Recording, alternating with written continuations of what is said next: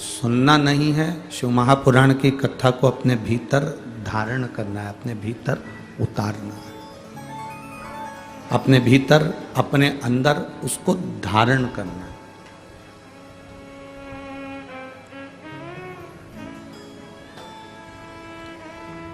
अब धारण करना किसको कहा गया? मतलब कथा सुनकर केवल एक कान से सुनी, एक कान से निकाल दी, एक कान से श्रवण करी, दूसरे कान से निकाल दी।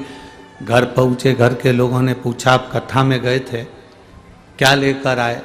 तो आपके स्मरण में नहीं आया। पर हमने देखा, यह अनुभव किया है,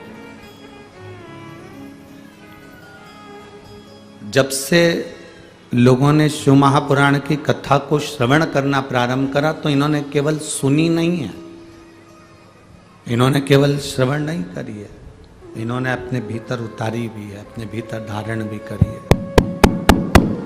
अपने भीतर धारण भी करी है। केवल उतारना और धारण करना, श्रवण करना, ये अलग अलग प्रसंग है। अपने भीतर उतार कर जो शास्त्रों की रीति है, जो शास्त्रों के क्रम है, जो शास्त्रों में वर्णन किया गया है, उस पर चलना भी है।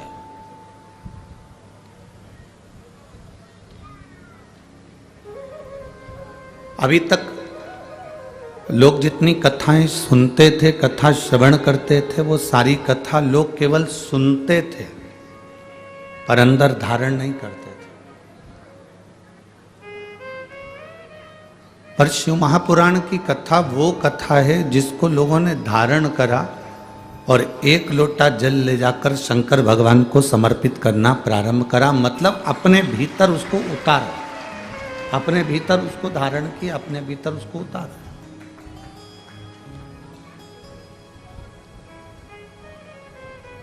और आज छोटे से छोटा बच्चा क्यों ना हो, छोटे से छोटा व्यक्ति क्यों ना हो, छोटे से छोटा एक बच्चा 5 साल का, 6 साल का, 10 साल का बच्चा भी हाथ में एक लोटा लेकर शिव मंदिर जाने के लिए जागरूक है।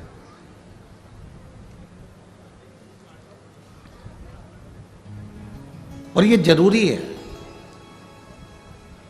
आप गुरु के दरवाजे तक जा रहे हो, गुरुद्वारे तक जा रहे हो, आप मंदिर के द्वार तक जा रहे हो, मंदिर के द्वार तक पहुंच रहे हो, आप किसी संत सदगुरु की शरणागति तक पहुंच रहे हो, तो ये एक आपके जीवन का एक आनंद है।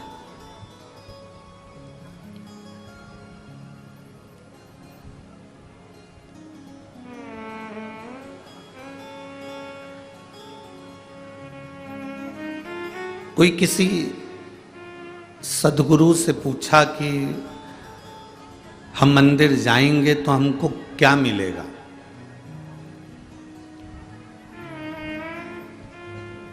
हम मान लो मंदिर गए तो हमको क्या मिलेगा? एक सदगुरु से किसी ने पूछा, एक संत से, एक सदगुरु से, एक गुरु से, एक साधु से, एक तपस्वी से, एक साधक से, एक उपासक से किसी ने पूछा, क्या मान लो हम मंदिर गए,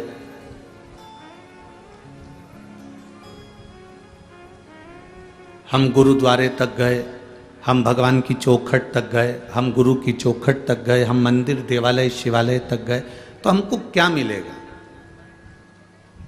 अब कोई कहे कि तुम्हें वहाँ भगवान मिल जाएगा, कोई कहेगा तुम्हें वहाँ गुरु का दर्शन मिल जाएगा, कोई कहे तुम्हें वहाँ पर प्रसाद मिल जाएगा, कोई कहे तुम्हें वहाँ पहुंचकर बहुत सारा वैभव मिल जाएगा, कोई कहे कि तुम गुरु के दरवाजे तक जाओगे, भगवान के दरवाजे तक जाओगे, गुरु के द्वार तक जाओगे तो तुम्हें बहुत सारा धन, वैभव, सत्ता, पैसा, दौलत सब मिल जाएगी।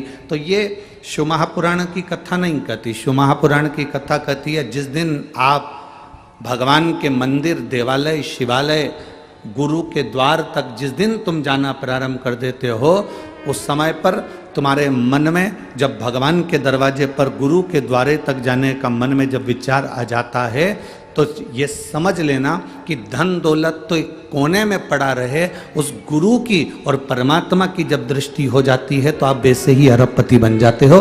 करोड़पति की तो बात ही दूसरी है।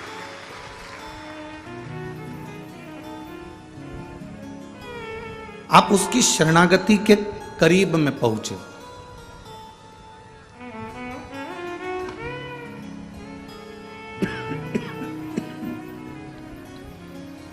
आप उसके नजदीक पहुंचे हो, आप उसके करीब पहुंचे हो।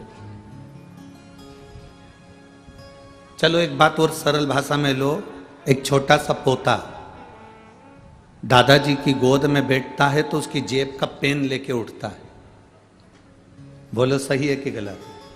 उसकी जेब में कोई डायरी रखी है तो डायरी निकाल लेता है। बोलो सही है कि गलत है? दादाजी की गोद में बैठा है तो मोबाइल रखा है तो मोबाइल निकाल लेगा, डायरी रखी है डायरी निकाल लेगा, पेन रखा है पेन निकाल लेगा। और दादी की गोद में बैठा है तो उसके पास में जो पर्स में डब्बियां रखी है, लौंग की डब्बी है, इलायची की डब्बी है, सुपारी की डब्बी है, तंबाकू की डब्बी है, उसके उसके उसके पर्स में, उसके बैग में जो जो सामान होगा। छोटा सा बैग है तो उसकी चेन खोलेगा, दादी के पास बैठेगा, माँ के पास बैठेगा, चेन खोल के उसमें जो जो सामान होगा उसका, भले वो लाली लिपस्टिक क्यों ना, जो भी सामान उसके बैग में होगा वो उस बैग में से निकाल ले। बोलो सत्य है कि गलत है? जम के तो बोलो जरा। ठीक है। दादाजी की गोद में बैठा तो दादाजी का कुछ ना कुछ सामान लेके उठा, दादी की गोद में बैठा तो दादी का कुछ ना कुछ सामान लेके उठा, नानी की गोद में बैठा तो कुछ ना कुछ सामान लेके उठा, नाना की गोद में बैठा तो कुछ ना कुछ सामान लेके उठा। उसी तरह हम सबके दादा दादी नाना नानी वो एक, वो ईश्वर, वो परमात्मा, वो मेरा ओघड़दानी, वो शंभू, वो भोलेनाथ, उनकी गोद में जब हम बैठते हैं तो कुछ ना कुछ लेकर उठते ही हैं, खाली उठते ही नहीं।